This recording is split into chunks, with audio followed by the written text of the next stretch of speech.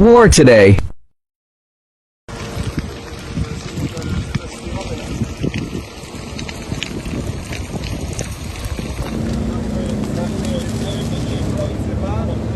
Israel and Hezbollah move closer to full-scale war. Despite efforts to keep hostilities in check, officials on both sides are sounding warnings. Hezbollah rockets have sparked days of bushfires in northern Israel, with swaths of forest reserve destroyed and 11 people hospitalized for smoke inhalation. Patches of scorched earth start to appear half an hour out from the Lebanon border, plumes of gray smoke mapping the route to either side across the hills. Local residents in Israel's largely deserted northern communities have been battling scattered fires for several weeks. One member of a civil defense team said there had been 15-16 fires in the area since then. But high temperatures over the past few days have led to a sharp increase. Firefighters on Monday battled for 20 hours to put out fires around the town of Kiryat Shmona. The fires, which forest administrators say have so far burned through 3,500 acres of land, are fueling fresh demands that Israel's government take steps to end the escalating conflict with Hezbollah on its northern front.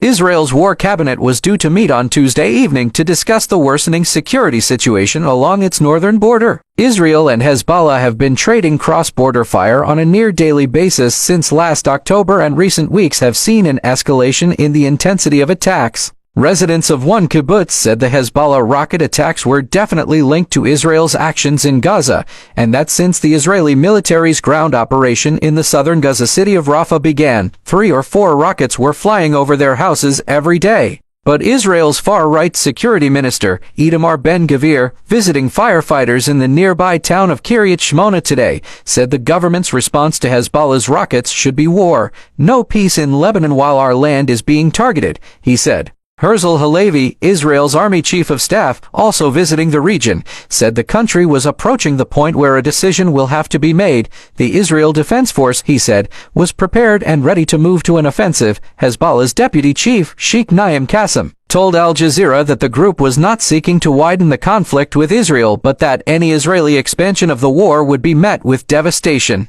The government has been keen to contain this conflict on its northern border, aware that Hezbollah is a better trained and better equipped enemy than Hamas, and that fighting here would be a very different kind of war.